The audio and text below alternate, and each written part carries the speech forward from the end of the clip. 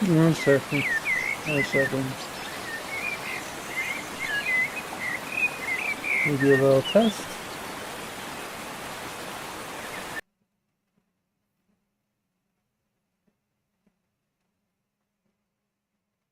Anything? There we go. Perfect here. Hello, everyone, and welcome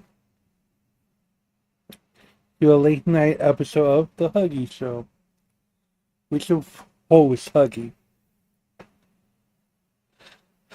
So, I was watching this fantastic documentary on Netflix. It's regarding a show called The Biggest Loser. For those that are old enough to remember, it was a reality show on NBC. And the premise of the show was to take all of the morbidly obese population, have them come on the show, and dr- army drill them with exercises so they could lose weight and ultimately lose the most amount of weight for a cash prize of $250,000. You had uh, fitness trainers like Jillian Michaels, who was very intense, would scream at their face, would scream at them, tell them they're not working hard enough, the fact that they don't want it enough to become skinny. Like, when you watch the show at the time, you figured, oh, they're trying to motivate them. But then you watch it in hindsight, you realize, no, they're just gaslighting these poor souls. Now, granted, some there are conditions that cause people to get fat, and there are majority of people that get fat because they cannot stop eating. And I totally understand that being fluffy has its drawbacks. People look down upon fluffy people because they don't think they're athletic enough. They think they're clumsy. They think they lack determination, motivation, whatnot. Yet this show demonstrates that you there people are willing to do anything and everything to get healthy and to, I mean, to be quite fair to you, it no one really talks about the fact that there's a cash prize at the end. Everyone wants to focus on the fact that they're losing weight. Like, people are losing weight not for they're losing weight for a goal, not because they're trying to achieve something. It's all about money. But the way they were training, it wasn't like something slow and steady. It wasn't like a diet plan or a regimen. It was like, we're going to cram as much exercise as we can within these 6 months for you to lose the most amount of weight. I don't remember if they did this, but I would not have been surprised if they had decided to use saunas to sweat off the weight. There were people, the winners of the show had stated that they had decided to stop eating, and they do a cleanse of like cayenne pepper, honey, and I think water just to flush out their system. like the mental anguish people go through or they went through to lose the weight was was never going to be um it was never going to be a permanent solution because when you lose that amount of weight, a few things has to be accounted for. Number one, when you rapidly lose uh, weight, fat, you get loose skin. Because your body trying to keep up with the rapid weight loss, and if you're not able to hydrate and replenish your body with muscle, you're gonna get flabby skin. Like look at Nick Avocado, look at Shane Dawson. Those are two prime examples of people that needed to have loose skin surgery because they lost weight rapidly. One of the winners had lost weight rapidly, and they were provided with free skin surgery. But guess what happened? They lost, they got fat again, and all of that surgery went out the window. They just ballooned. And they had raised a very interesting concern, which is didn't the uh why didn't the show provide aftercare for those that for the contestants? Why didn't they provide them with, you know, gym memberships? Why didn't they provide them with counseling, therapy, whatnot? Now, on the one hand, you would think that's a wonderful idea.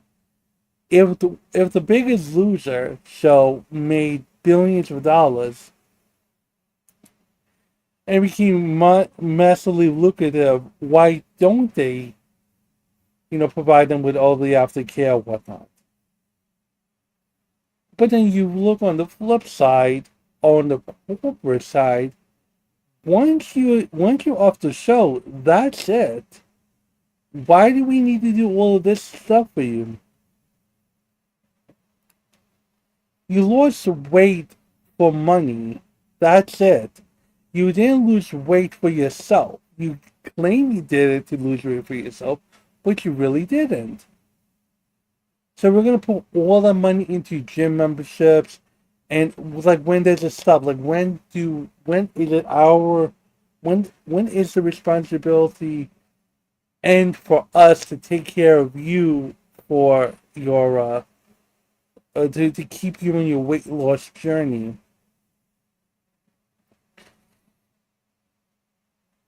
And the thing is that I understand there are factors at hand. When you get home and life is hard and stress comes at you a million miles an hour, and you didn't have to deal with that type of stress when you were on the show, so you don't have to worry about work, school, kids, whatnot.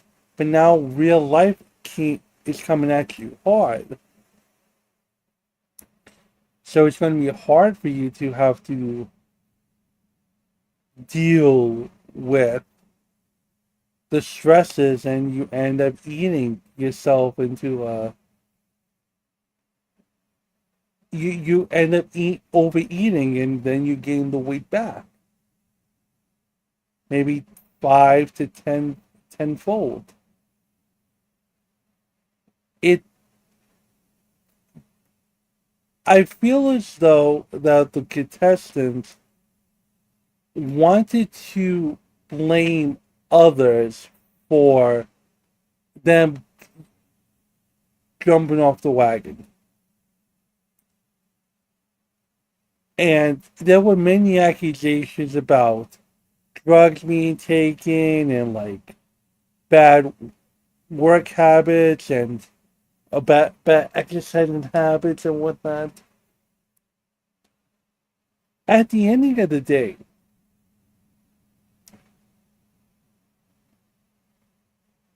I understand that it's hard to understand that it's a TV show, but there is no such thing as help on a show.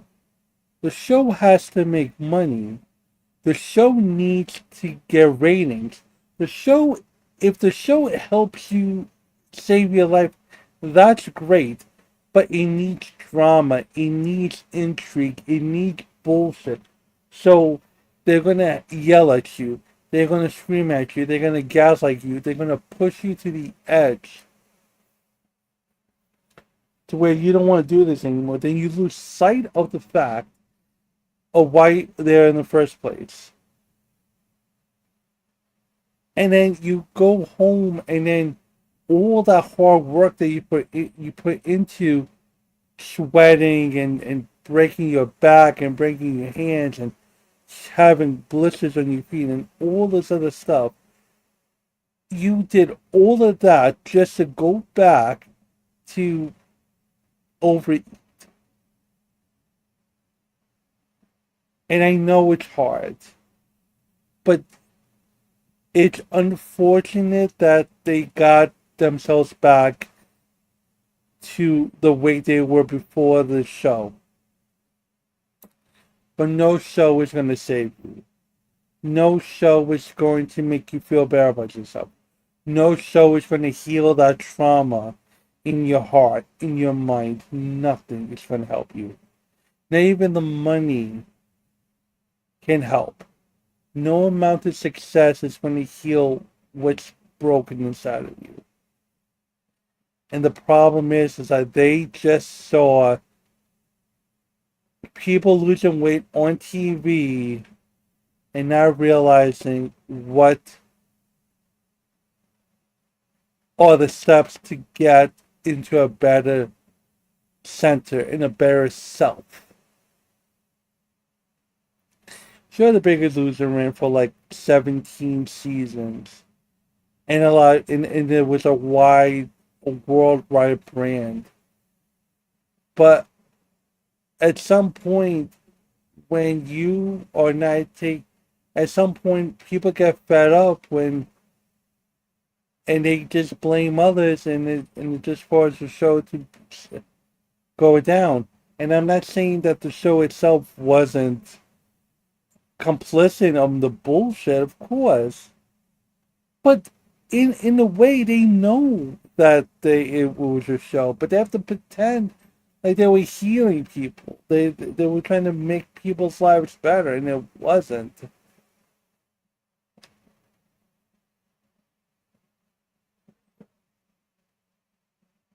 In show business, I come to realize that the the best crop of entertainment is broken people. If you could get broken people to play your games, you can make them do whatever you want. Look at Survivor. Look at The Amazing Race. Look at look at Naked and Afraid. Look at all these game shows that cause people to have to go through so much trial and strife and hurt just so they could get something out of life. And and it's funny, other people that in their mind think they don't have those same problems as the people on the show have a superiority complex. They think in their mind that they're better than them, so they talk down upon them. Same thing with smokers, same thing with fat people, same thing with bulimic people, same thing with everyone else that has issues. Addicts. I'm better than them because I don't do those types of things. So in my mind, I have the moral authority to say what I want, when I want, and I could enjoy laughing in their misery. Heck, then not even you wouldn't even have to talk about game shows. We could talk about reality shows, like Intervention. There was a fucking woman that helps a computer cleaner, and she became a meme. She used to sing the Sunshine song, and she just helps computer thing, and people just laughed at her, made fun of her. You see the crying one of the I think there was another meme where a guy was crying like you're my family or something, and they start wailing and crying. People like to laugh and point at broken, incompetent people. It's amazing. And then when you realize that you are incompetent and you were exploited, then you want to get so mad and be like, oh, why did you exploit me? I feel betrayed. You should make me feel better about myself. No, no. At some point, there has to be personal responsibility. There has to be some sort of common sense when it comes to people doing these types of shows. Like you have to understand that it it it's the nature of the beast. And sure, people were I think people were got healthy at some point in the show, and that's great. One of the things they did on the show was like, and they show in the documentary, was like if you eat whoever eats the most amount of calories can go see their family again. So essentially, you are waiving the idea. They call it temptations. They're like, if you eat food that's not good for you, and you destroy everything you have done, we're working out, breaking your back, and whatnot, you can go see your family. Like, that is cruel. That is, and people did it. People were so desperate to see their family, like they ate shit just to see them, and it's like, wow. And and again, I understand the concept of like it's temptation. You're supposed to stay away from temptation. You're supposed to like be strong, but these people are not known for having an iron will. No one is gonna go in there like a monk and be so thou and have serenity to realize the bigger picture. There is no bigger picture.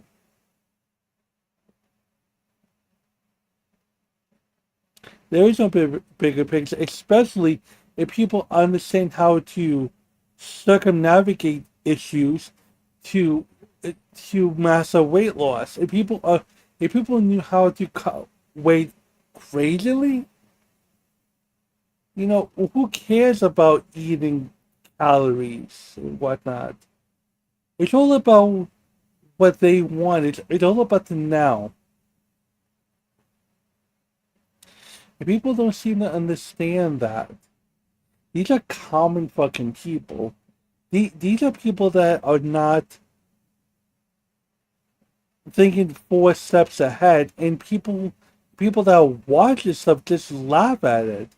It wasn't until it wasn't until 17 seasons of The Biggest Loser that's when people demean fucking Biggest Loser. That's when people were like, this is sad. You guys are making fun of fat people.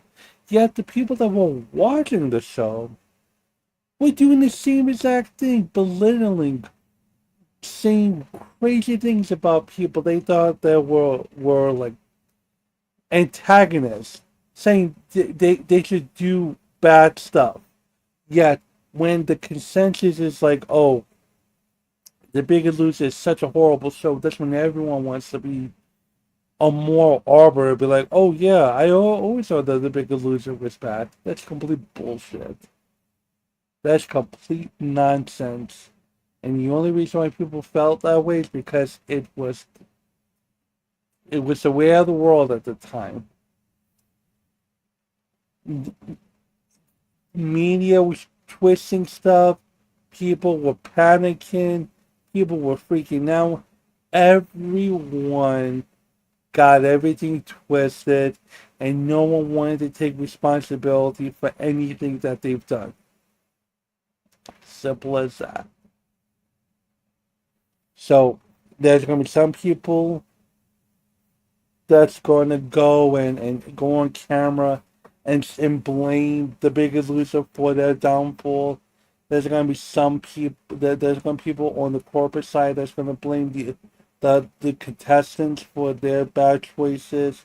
No, everyone's going to point the finger at everyone. But at the ending of the day, point the finger at yourselves. If you truly believe that you need to lose weight,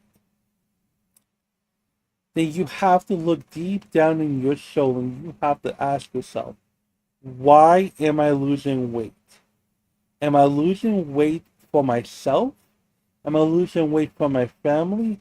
Am I losing weight for my significant other? Why am I doing this? What caused me to be this way?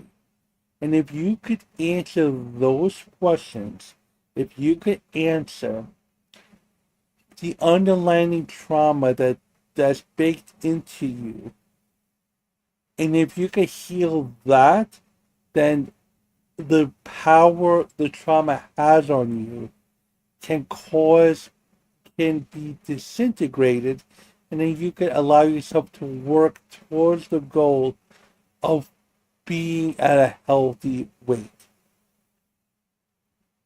You don't have to go all army. You don't have to cut all your bad foods. You don't need to fucking fast crazily. All you need to do is be healthy about it. Make smart choices. Eat more. Supreme over everyone in this school. I am the golden god of this place. I reign supreme. I.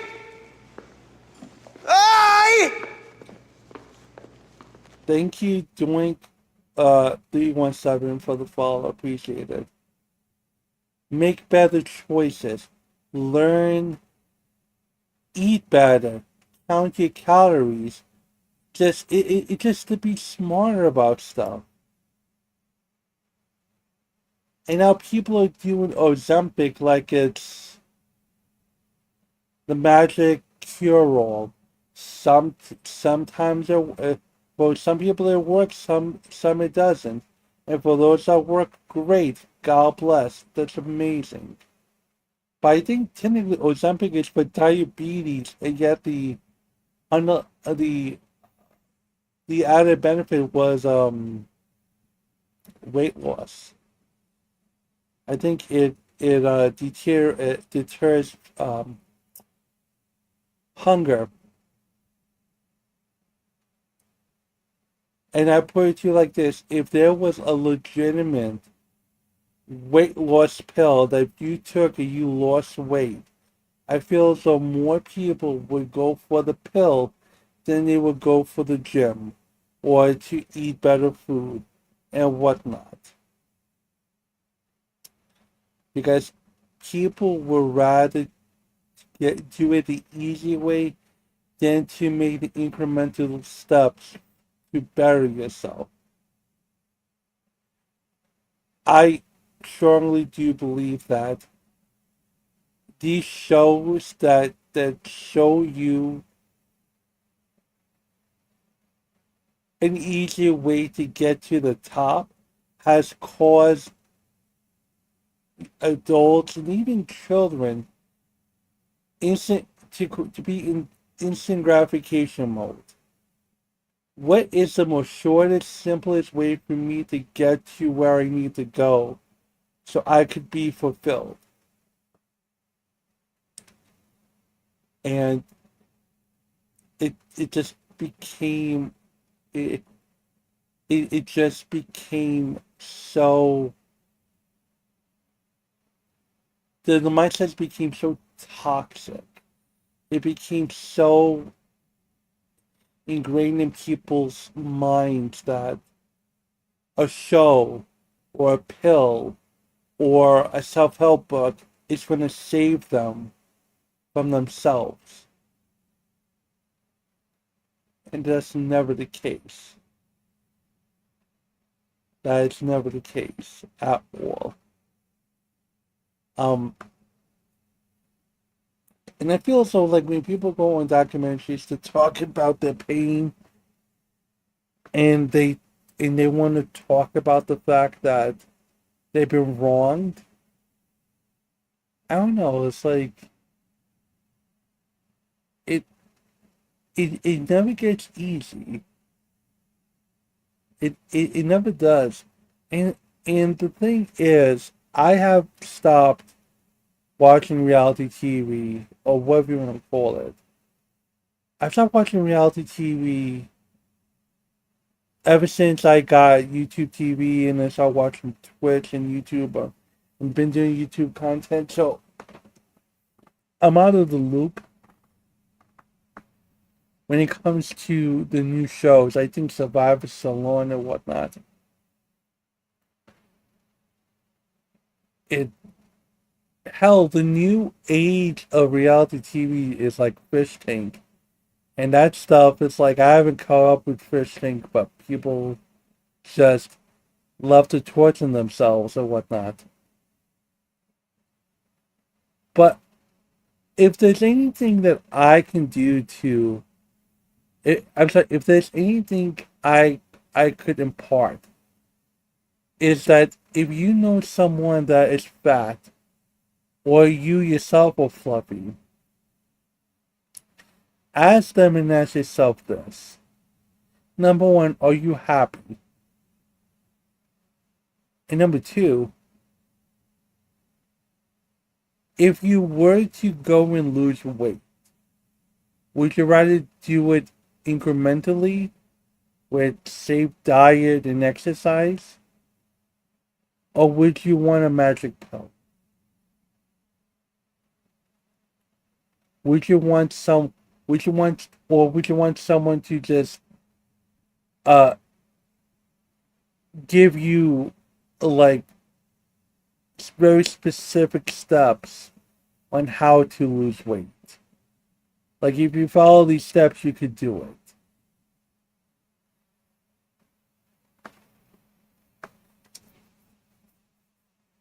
And the thing is that I wonder would the biggest loser be profitable in this day and age? Maybe. I think it could be, especially because people want like money. See, that's the greatest equalizer you can ever have, which is um, which is have a game show that is that has you do something really crazy and stupid, but there's money involved. That's the most insane thing ever. 1 second. Oh, there is something I wanted to. Oh, hold on.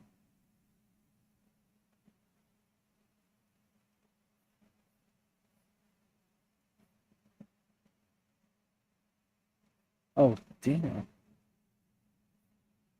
What the fuck is this? Oh, so much stuff. Alright, sorry.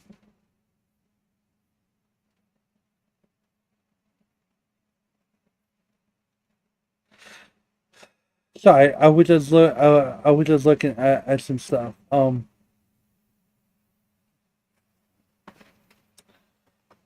So there. So I wanted to I wanted to jump on something really I think interesting to me. I hope it's interesting to you. So there's a story in New York where people are jumping the turnstiles at the subway station.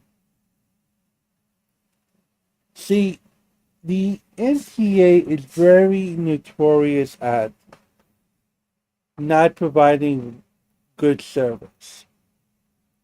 Trains are delayed, the trains stink, homeless people are there. It's just a very bad time. No one really helps you. It's just whatever.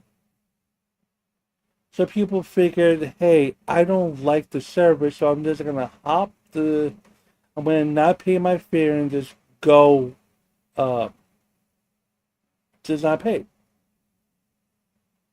So the MTA had decided to install security guards to survey the premises.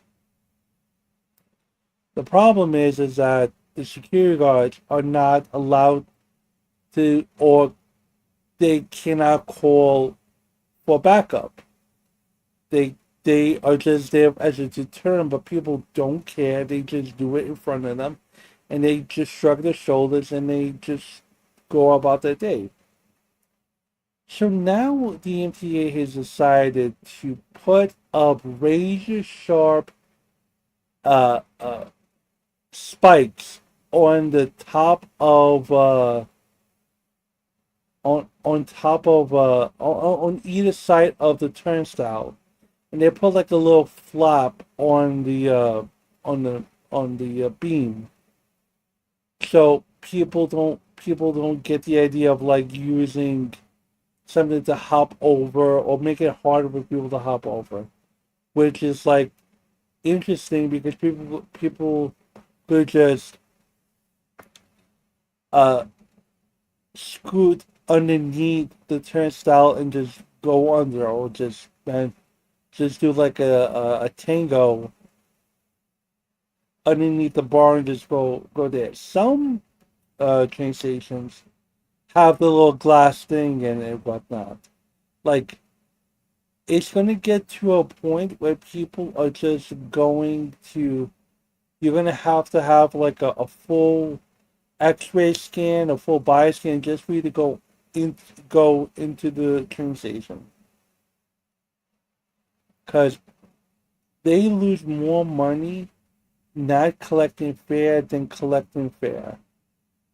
Um, and the simplest thing that they could do is just make the train systems better, make it so that trains are not delayed, make sure that there's no issues in the morning when you have to go to work and then all of a sudden there's a train delay or a signal malfunction or whatnot that causes people to have to get off the train, get a lift or get an Uber so they could get to work, but they have to pay 80, $90 to go into the city or whatnot. If you or or what about the fact that you could just not have it to where construction doesn't mess up people's weekends when they want to go somewhere, especially in New York when you're trying to go somewhere, but all the trains have like weird transfers or gaps in the service or whatnot because they're trying to lay down track for the 100th time within the next 12 months. If they could fix the service, people will go and happily pay the fare, or less people will want to scam the MTA. But everything is automated, and now, like I said, it's a decent MTA system. Don't get me wrong, but like and I don't think there's any other transit system in the states that's like this. But at some point, if you want your money, you got to provide the service. You got to continue providing the service. It's very important that you do so. On that. Um, Also, in other news, um, it's almost Halloween. It's very exciting. I look forward to seeing costumes and seeing people play very scary games. It's gonna be amazing. See, for me, I'm doing the best I can to finish the current game I'm playing, so I can go and play scary games. Like the new Silent Hill F game, looks very interesting, very spooky. It's spooky. Um, a friend, a viewer, a viewer that I watched, not a viewer, a content creator I watched, finished the game and he beat the game twice. So, like I said, it'll be very fascinating to see how that game, to see what the true ending of the game is. Very excited about that. But currently, I'm playing Ghost of Tsushima on lethal difficulty, which is interesting. It's crazy.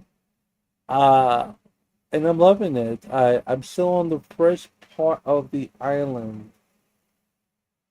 It's a bit of it's a bit of a trek going through every little point. Um, but I'm just scooping up every side quest, every every side point, and I'm doing the best I can to max out my character, be the best I can be. I'm doing really collectibles at the moment, but I'm just having fun with the game. I'm just having fun with the combat. I'm having fun, just going through stuff. It's so much fun. It's so intriguing to to just go through the game and to watch just to see how beautiful the game is. It's really wonderful. I love it. I love this game so much. I cannot wait for it to I can't wait to finish it. I can't wait to like not 100% but do as much as I can with the game. Just like how I did with Death Stranding. Um, Death Stranding was like I did the majority of this of the trophies, and the game was pretty good too. It just delivering these packages and then fighting supernatural things was like not on my list, but it was fascinating, and I'm very thankful that it's going to take some time for Death Stranding 2 to get on PC. And I wait for it to get fixes, updates, what have you, and then I'll do that. Sure, but it's great. It's fun. I'm looking forward. I think later on today I may have a special guest to come in. We'll see. I will have to like talk to them about it. Um, Hopefully later on today I could get a panel going. But like I said, most importantly, I'm just gonna be chilling like a villain on penicillin. Um, and try to get these YouTube videos up and running. Just a little thing regarding Locale Live, which by the way, the last two videos that were put up were doing tremendously. It warms my heart to see that that you guys are really reacting to the videos amazingly. Um, I thank you so much for it. Um, I with all this newfound success, I could, hopefully reach the plateau of 3,000 subscribers by the end of the month, or maybe not by the end of November. I hope I could get to that point because it's been a crazy journey. The growth of my channel, it's I'm blessed. I'm blessed I'm blessed with it, and I'm so happy for people to come and watch me and be entertained by me. Um, yeah, it's just wonderful to see that.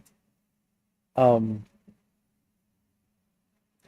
Hopefully, I could get my friend Ray to come by. I know Ray had wanted to take a step back from YouTube or whatnot because she's going through something.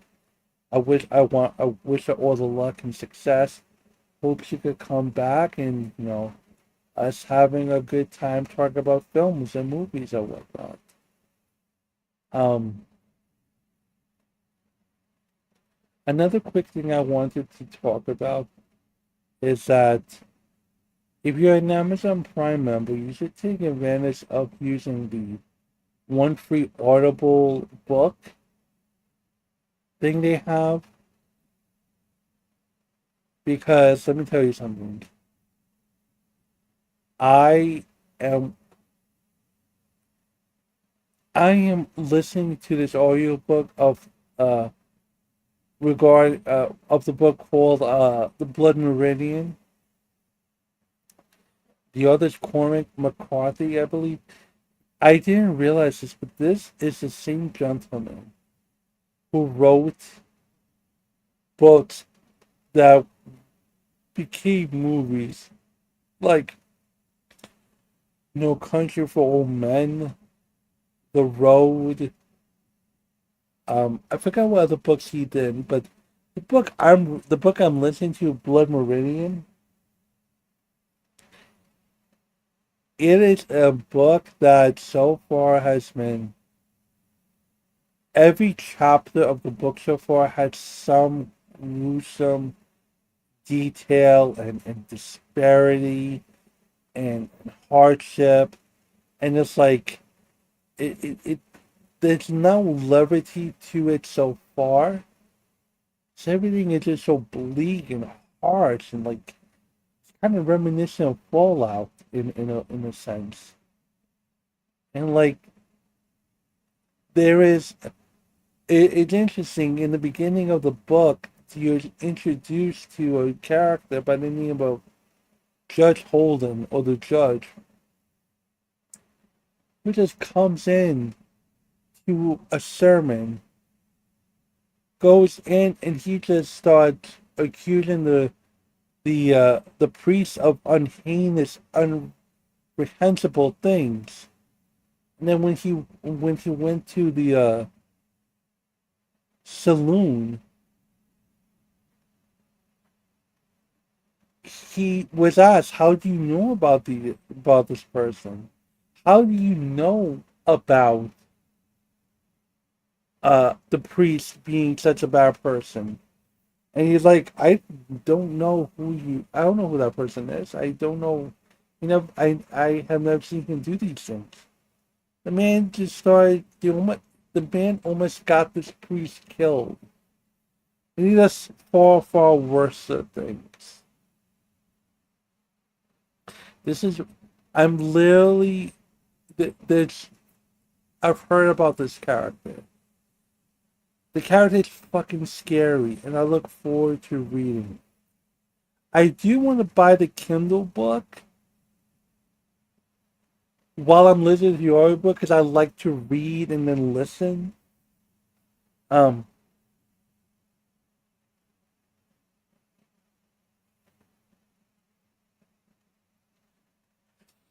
yeah, Cal, you're right, but this fucking no, the homeboy lied on this man's name. Telling you, it's just crazy. But I whatever the next donation, like whatever the next super chat's gonna be, is gonna be towards the audiobook because I really do want to earn the audiobook for that title, Blood Meridian. Because I just like to listen. Because the thing is, when you're listening to it, yes, I could visualize it. But I like to read it. It's just I'm weird. I'm weird like that. But if you have Audible,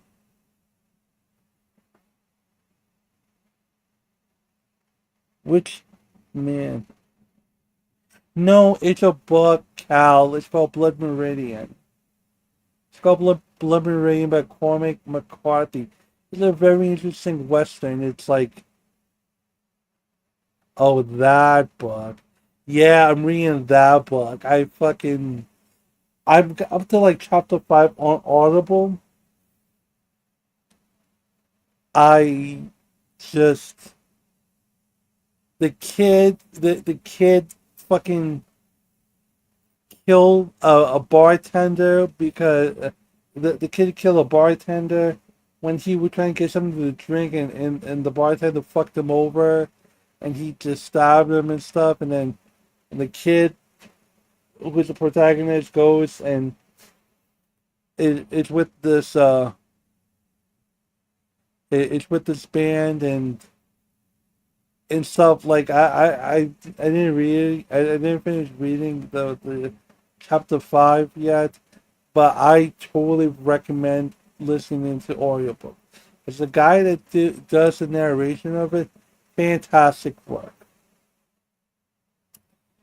Oh, by the way, since Cal is here, Cal does wonderful work. Cal Cal is a fucking all star. Cal did a video on wonderful locales. I come to realize you should read Blowy. You should read. I might if you tell me, I will read it. I don't care. But Cal does good work. Cal did a wonderful work on this locale. And the thing is, I worked with Cal for October 1st. Cal is starting our Halloween stuff. Yeah, I'm, Cal does wonderful work, as I was saying. But when she did her thing on her locale, she's fucking scary.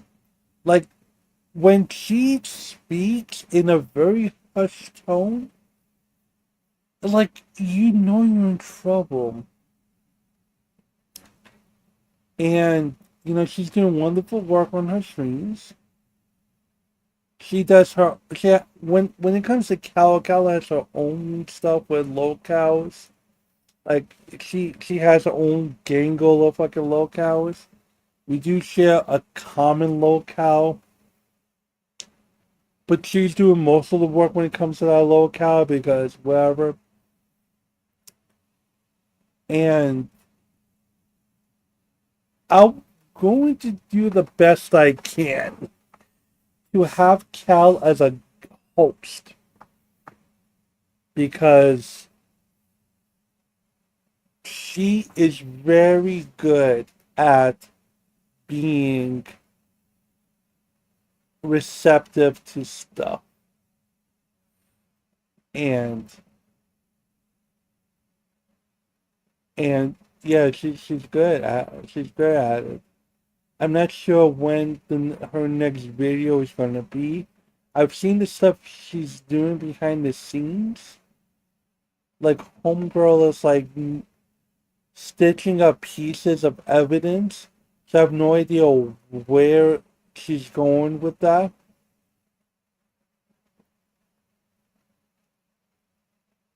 I'll try to make some time for you, Huggy. That's so sweet. That's so nice. Okay, that's beautiful. Um, the yes, I wanted to do that because I did. I mean, I am going to try to get Sin to come back on the show because Sin helps ratings. I'm not gonna lie, she's really good with ratings if people just watch. Especially, yeah, she's good, and it's like I said, like I said, it's a lot of stuff in the air. Like I wanted to make a point about The Biggest Loser. I wanted to point out responsibility, personal responsibility. Where does it start? Where does it end? And you shouldn't attach. And there's another thing I wanted to add regarding that. You shouldn't add financial incentives to your well-being. What do I mean by that? You shouldn't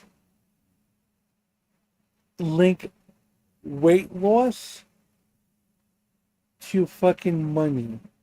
Hell, I wouldn't be surprised if they linked fucking if they told addicts if you went cold turkey on fucking cocaine or whatever the thing is, if you could be sober for a month or stuff, then you could get this amount of money. Nothing would have surprised me if they did that shit. That's the real exploitation, exploiting addicts for financial gain. All you have to do, and chances are they would fucking die with withdrawals and stuff. That's the kookiness of it. As long as you add money to it, people seem to be okay with exploiting themselves. And it all depends on what you're willing to do to for that money. Look at Fear Factor. Like I forgot to add about Fear Factor. Look at Fear Factor, where you had to be in in the weird griminess, eating griminess, deal with fear factoring heights and stuff like that. Like just just being off the deep end, just so you could get a cash prize that you might end up blowing it over a summer. You went through all of that work. You went through all of that weight loss. You went through all of that gaslighting. You went through all of that pain. You went through all that embarrassment just to have some money that, number one, you might end up blowing in a summer, or your family might take pieces of it and you're left with nothing. Just of having $50,000 or $250,000 or $1 million, you just left with measly $2,000 because everyone else took your money from you because your family or your friends or whatnot.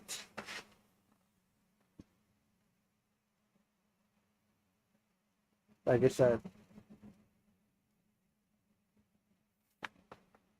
what are you willing to do? Are you willing to bury yourself for the sake of betterment? Do you want to get famous that badly? Do you want to become the biggest loser in life?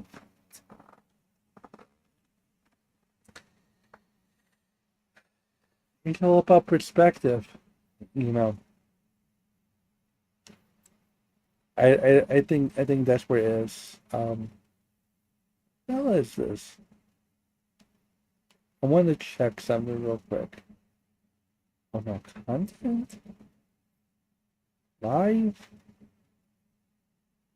There you go. Custom.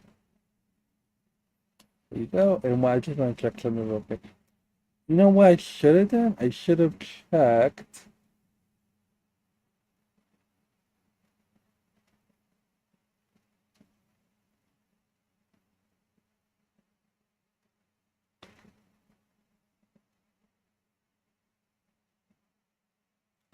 Wow.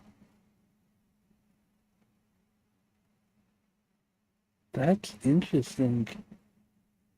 Oh well. Okay, cool. Sorry, just wanted to see if there was a redirect.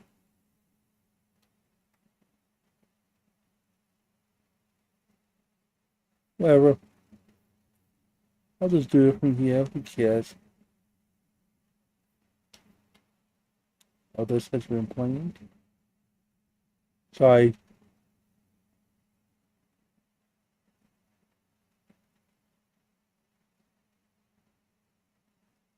Cleveland Guardians clinch AL wild card with walk off hit by pitch over Rangers.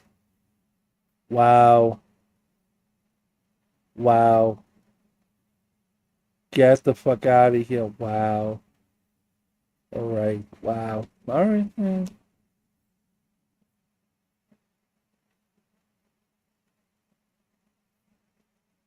Single. Mm. Sorry, just looking through. Okay, sorry. Just looking through stuff. Looking through Twitter. Lord. But yes, like I said, you may see me later on in the day. Uh, but please do not be strangers. Come on to my Discord. Have a chitty chat. Um, super chat. Super thanks. Super everything. Stay happy. Stay blessed. And hopefully you